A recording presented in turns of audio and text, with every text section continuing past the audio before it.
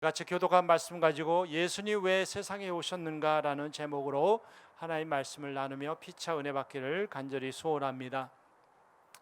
우리가 잘 아는 성탄절 성극이 있습니다. 요셉과 마리아가 빈방을 찾는 성극입니다. 미국 어느 작은 마을에 윌리라고 하는 9살 난 소년이 있었습니다. 나이는 4학년인데 지적 능력이 조금 떨어져서 2학년에 다니고 있었습니다.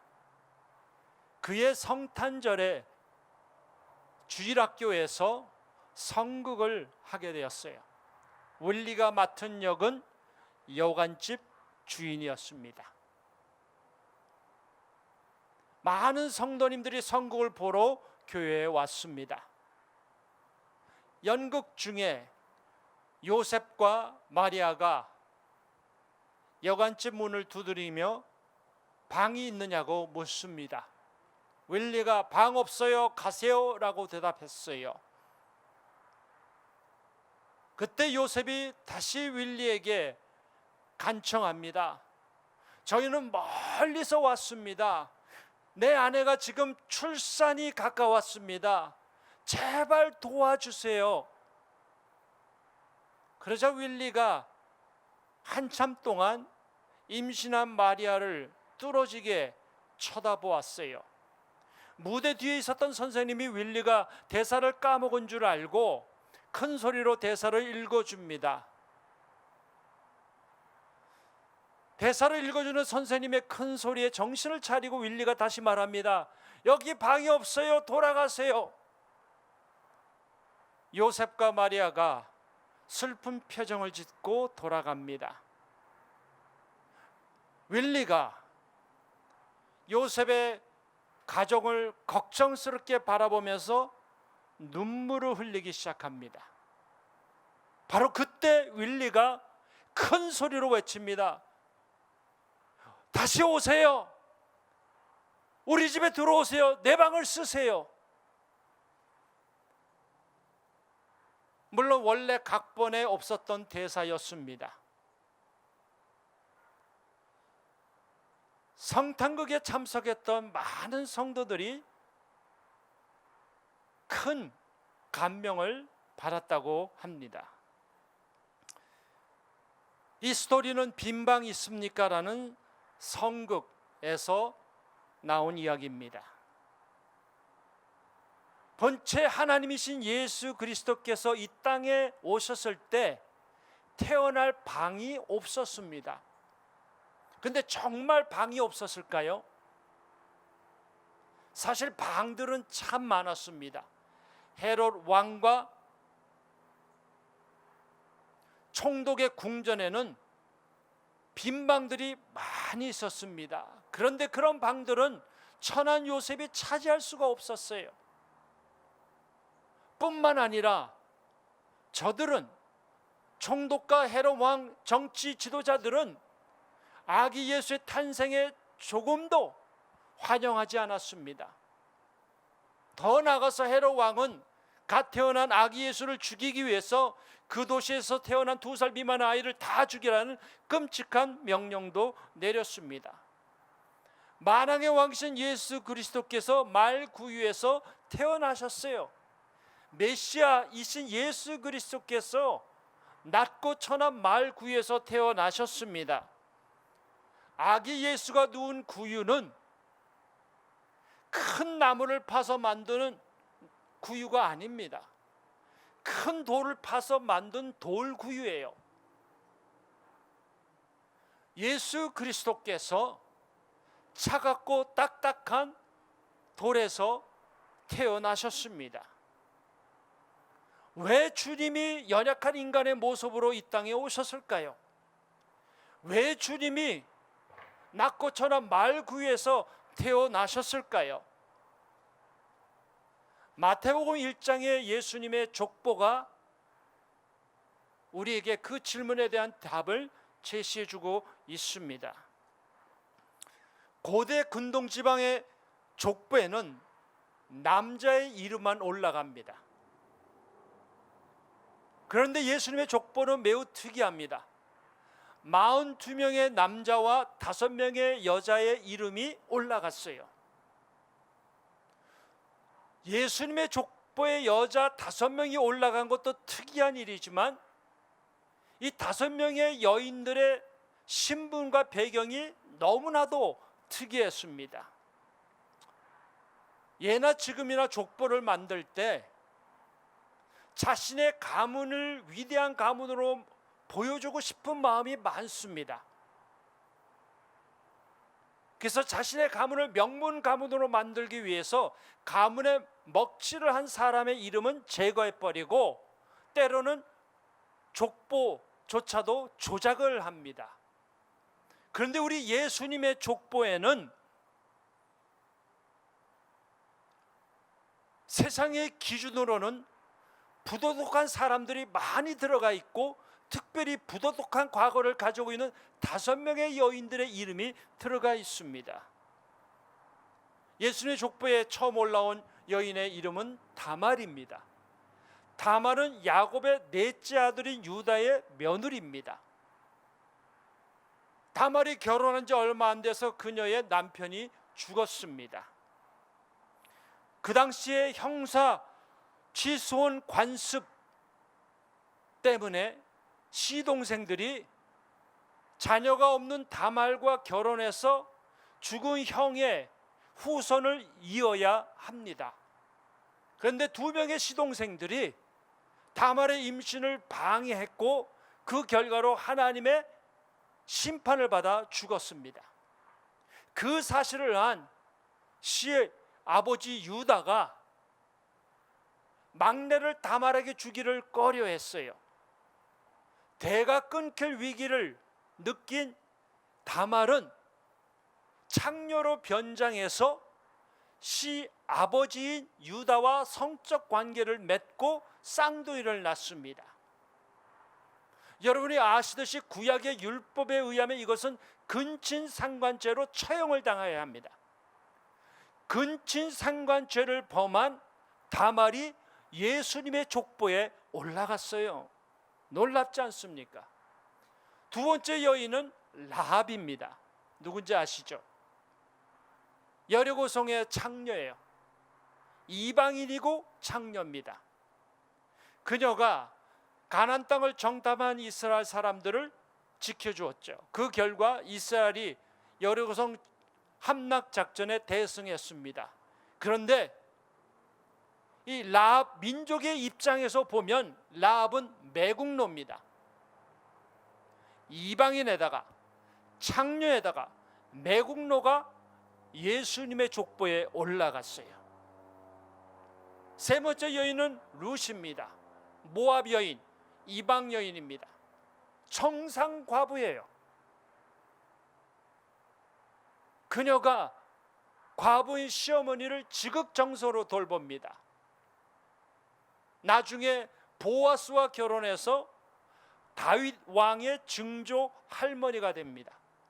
모압 여인, 이방인, 청상과부가 예수님의 족보에 올라갔습니다. 4번째 여인은 우리아의 아내 밧세바입니다. 우리아는 헷 족속, 히타이 족속 이방인이에요. 유대인이 아닙니다. 밧세바가 유대인인지 이방인인지는 정확히 알 수가 없습니다. 하루는 다윗 왕이 왕궁을 거닐다가 목욕하는 밧세바를 보고 궁으로 데리고 와서 성적인 관계를 맺었습니다. 그 당시에 누가 목욕하는 밧세바를 볼 수 있었을까요? 그 당시에 2층, 3층에 사는 권력가들이 볼 수 있었습니다. 몸을 드러내지 않도록 각별히 조심하던 문화권에서 목욕하는 모습을 보여준 밧세바의 의도가 있었을까요? 있었다면 어떤 의도가 있었을까요? 우리는 정확히 알 수는 없습니다. 그러나 한 가지 분명한 것은 그 당시에 남자나 여자나 몸을 드러내는 것을 각별히 조심하는 문화권에 살고 있었던 그녀가 자신의 몸을 드러내는 경솔한 행동을 했고, 그리고 왕과 육체적인 관계를 맺은 유부녀인 밧세바, 성적인 죄를 범했던 것이에요. 경솔한 행동을 했던 밧세바, 왕과 육체적인 관계를 맺었던 유부녀 밧세바가 예수님의 족보에 올라갔습니다. 마지막은 마리아입니다. 마리아는 소녀예요. 시골 처녀입니다. 그녀가 남자의 정자의 도움을 받지 않고 성령으로 잉태했습니다. 여러분이 잘 아는 말씀이죠. 마태복음 1장 21절 말씀 보세요. 아들을 낳으리니 이름을 예수라 하라. 이는 그가 자기 백성을 그들의 죄에서 구원할 자이심이라 하니라. 마리아는 하나님의 말씀에 순종하고 아기 예수를 임신하고 낳습니다. 마리아가 어쩌다가 임신한 것이 아니라 어쩔 수 없이 임신을 했어요. 그런 시골 처녀가 예수님의 족보에 올라갔습니다. 무슨 말씀입니까? 남자와 여자, 유대인과 이방인, 거룩한 자와 거룩하지 아니한 자, 부자와 가난한 자, 권력가와 천한 자, 범죄자, 성자, 왕 등등 다양한 사람들이 예수님의 족보에 올라갔습니다. 이것이 만왕의 왕이시고 메시아로 오신 예수님의 족보의 실체입니다. 이 예수님의 족보는 예수님이 왜 인간의 몸을 이 땅에 입고 오셨는지를 가르쳐주고 있습니다. 그 이유가 무엇일까요? 갈라디아서 3장 28절입니다. 너희는 유대인이나 헬라인이나 종이나 자유인이나 남자나 여자나 다 그리스도 예수 안에서 하나이니라. 한마디로 말하면 인류를 죄에서 구원하기 위해서, 이방인인 우리를 구원하기 위해서, 범죄자인 수많은 영혼들을 구원하기 위해서, 부도덕한 사람들을 구원하기 위해서 본체 하나님이신 예수 그리스도께서 인간의 몸을 입고 이 땅에 오셨습니다. 믿으십니까? 존 올버그 목사님이 Love Beyond Reason, 한국말로 번역된 책의 이름은 누더기 하나님.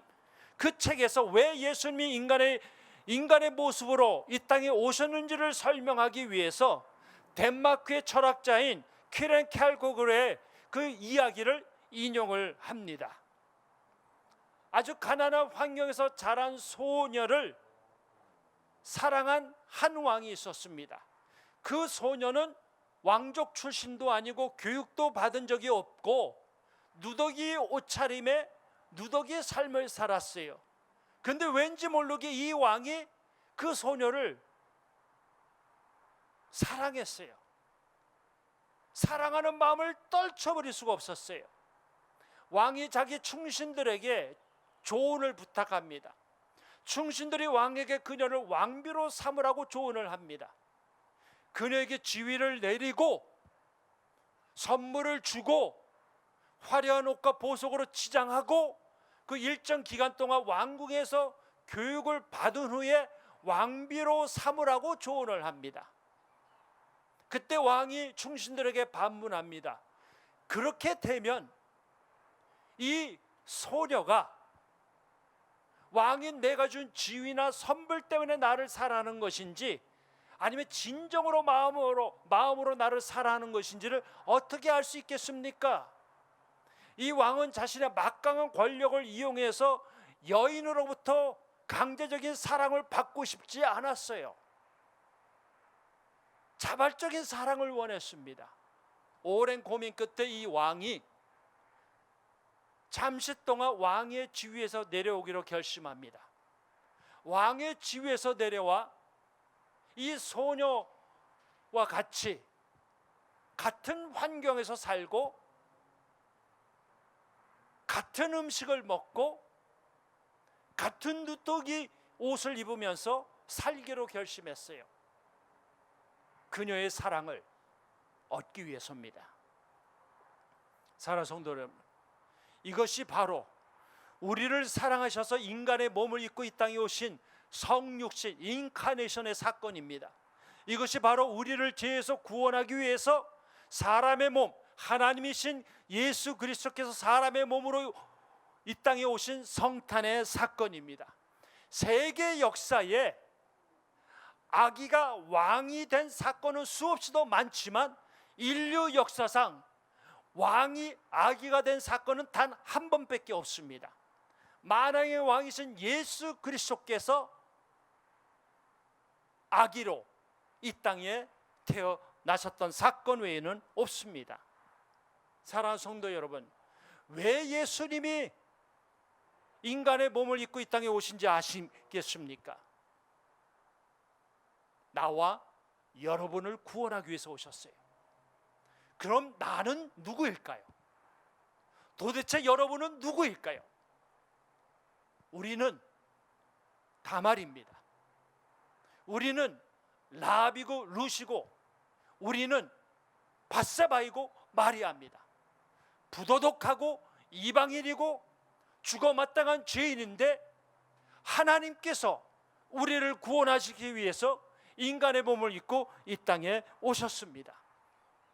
그리고 부족한 우리들을 구원하셔서 예수님의 족보에 우리 이름을 올려주시고 하나님의 생명책에 저와 여러분의 이름을 올려주셨습니다. 믿으십니까? 이것이 성탄의 사건이에요.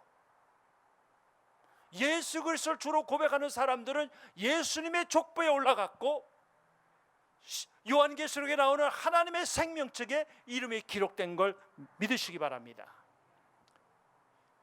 크리스마스를 맞이하면서 이미 예수 그리스도를 개인의 구세주로 영접한 여러분들에게 몇 가지 말씀을 드립니다. 여러분들이 해야 할 일들 중에서 세 가지만 말씀드리겠습니다. 첫째는 나 같은 죄인을 예수님의 족보에 올려주신 주님께 감사하셔야 돼요. 감사하시기 바랍니다. 우리가 12월까지 감사 캠페인 하지 않습니까? 오늘 집에 돌아가셔서 여러분의 감사 노트에 나 같은 사람을 예수님의 족보에 올려주신 주님의 그 은혜에 감사하시기 바랍니다. 나를 구원해 주신 하나님의 크신 사랑에 감사하시기 바랍니다. 두 번째로는 동방박사들처럼 예수님께 감사 예물을 드리시기 바랍니다. 크리스마스 때 선물을 주고받았습니까? 이 크리스마스는 예수님의 탄생을 기념하는 날인데 왜 우리가 선물을 주고받아야 될까요? 예수님이 주인공인데 왜 우리가 선물을 주고받아야 할까요? 왜 우리 자녀들이 산타 할아버지를 기다려야 합니까? 여러분의 자녀들에게 말하세요. 올해 산타 할아버지는 2021년 1월 9일 날 오신다고.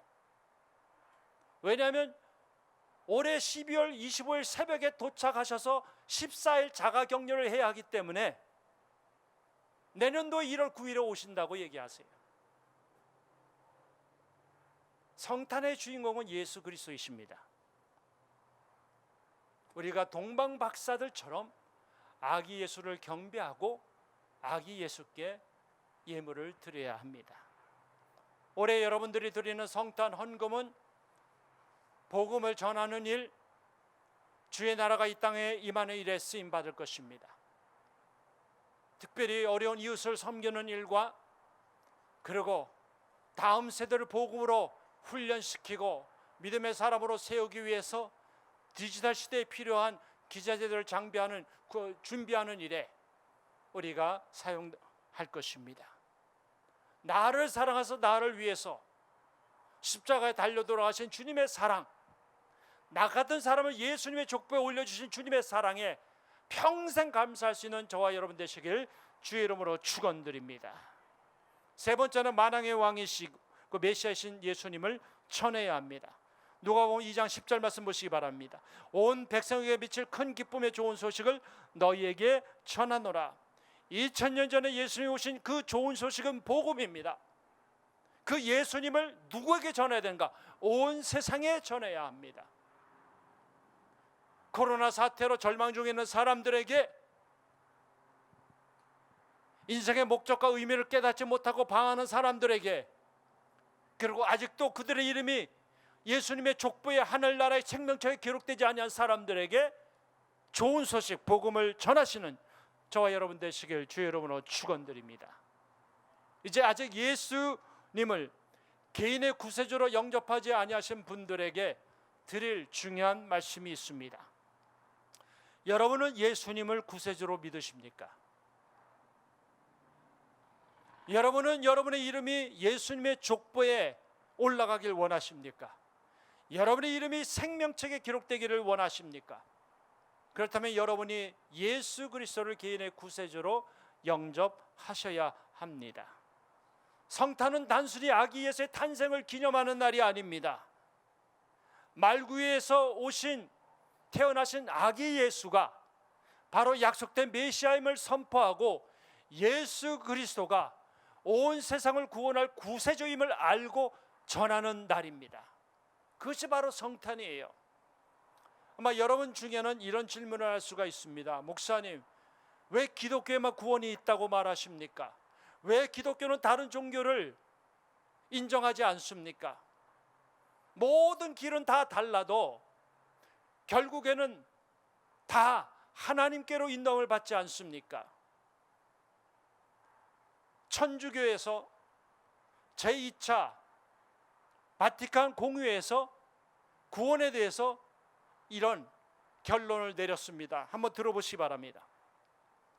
타 종교에도 구원이 있다. 우리가 섬기는 하느님은 모든 종교인들이 믿는 하느님과 동일하다고 본다.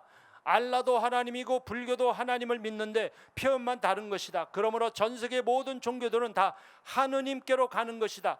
그러나 하느님께로 가는 길은 다르다. 그러나 하느님은 어느 길로 오든지 다 받아주신다. 왜냐하면 하느님은 사랑이기 때문이다. 모든 종교에는 구원이 있다. 그 방법은 각자의 그리스도를 통하면 된다는 것이다. 불교에는 불교의 그리스도가 있는데 그것이 부처다. 이슬람교에는 이슬람교의 그리스도가 있다. 그가 마호메트다. 유교에는 유교의 그리스도가 있다. 그분이 공자이다. 모든 종교는 각자의 그리스도를 통해 하나님께로 가는 것이다. 제가 여러분에게 분명하게 말씀드립니다.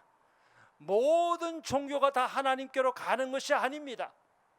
모든 길이 다 하나님께로 인도하는 길이 아닙니다. 하나님께로 인도하는 길은 오직 예수 그리스도 한 분이십니다. 다른 종교는 자력 구원이에요. 인간의 노력으로 얻는 구원, 자력 구원이지만 기독교는 타력 구원입니다. 인간의 노력과 행위로 얻는 구원이 아니라 하나님이 우리에게 구원의 선물을 주신 것을 받는 것입니다. 여러분, 신이 인간을 구원하려면 적어도 두 가지 요소가 갖춰져야 됩니다. 신이 인간을 구원하려면 초월성이 있어야 돼요. 신이 큰 우주보다 크신 초월성이 있어야지 인간의 죄 문제를 해결할 수 있고 인간을 구원할 수가 있습니다. 그런데 석가모니와 공자는 아무리 훌륭해도 인간이에요. 초월자 하나님이 아닙니다.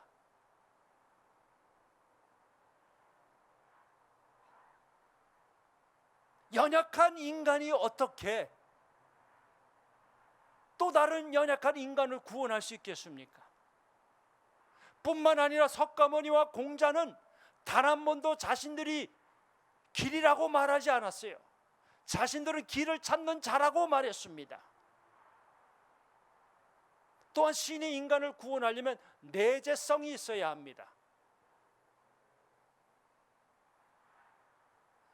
유대교와 이슬람에서는 그들의 신 여호와 알라가 큰 우주보다 크신 초월자이시다, 창조주이시고 심판자라고 가르칩니다. 그런데 그들의 신인 여호와와 알라는 인간을 위해서 이 땅에 오시지 않았어요. 내재성이 없습니다. 그러므로 유교, 불교, 유대교, 이슬람은 인간의 선행을 통해서 구원을 얻든지 진리를 터득해서 구원을 얻든지 종교적인 계명을 지킴으로 구원을 얻든지 해야 됩니다. 자력 구원이에요. 인간의 힘으로 구원을 얻어야 하지만 인간의 힘으로 구원을 얻을 수 없는 기준을 가지고 있어요. 하지만 기독교는 다릅니다. 기독교는 타력 구원이에요. 예수 그리스도가 본래 하나님이십니다. 조울자이시고 심판자이시고 창조주이십니다. 근데 그 예수님이 인간의 몸을 입고 이 땅에 오셨어요. 이것이 기독교의 내재성입니다. 뿐만 아니라 예수 그리스도께서 우리에게 분명하게 말씀하셨어요. 내가 길이다, 진리다, 생명이다. 그러므로 그 초월자이시고 인간의 몸을 입고 이 땅에 오신 예수 그리스도를 믿을 때만이 구원을 얻는 것입니다. 믿으십니까? 오늘 온라인으로 예배드리신 성도님들 가운데, 또 이 자리에 오신 성도님들 가운데 여러분의 이름이 예수님의 족보에 들어가길 원하십니까? 여러분의 이름이 생명책에 기록되길 원하십니까? 그렇다면 여러분이 길이요 진리요 생명이 되신 예수 그리스도를 개인의 구세주로 영접하셔야 돼요. 천하의 다른 이름으로 구원을 얻을 자가 없다고 말했습니다. 기독교가 독선적이다, 배타적이다, 그런 얘기 많이 듣습니다. 그럼에도 불구하고 얘기할 수밖에 없는 것은 다른 종교와 기독교가 근본적으로 다르기 때문에 그렇습니다. 모든 종교는 자력구원이에요. 인간의 힘으로 구원을 얻는 거예요. 그러나 기독교는 타력구원입니다. 하나님께서 우리에게 구원의 선물을 주신 것을 믿음으로 받을 때 하나님의 자녀가 되는 축복을 누리게 되는 것입니다. 2020년이 얼마 남지 않았습니다. 2020년 성탄주의를 맞이해서 아직도 단 한 번도 예수 그리스도를 개인의 구세주로 영접하지 아니하신 분들이 계시다면 오늘 이 시간에 영접하시지 않겠습니까? 그리고 이미 예수 그리스도를 개인의 구세주로 영접하신 성도님들은 여러분의 이름이 예수님의 족보에 올라갔다는 사실로 평생 감사하시고 동방 박사들처럼 아기 예수를 경배하고 하나님 주신 시간과 건강과 재능과 물질 가지고 주의 나라 위해서 쓰임받고 그 예수 그리스도를 전하는 일에 쓰임받는 여러분들 되시길 주의 이름으로 축원드립니다.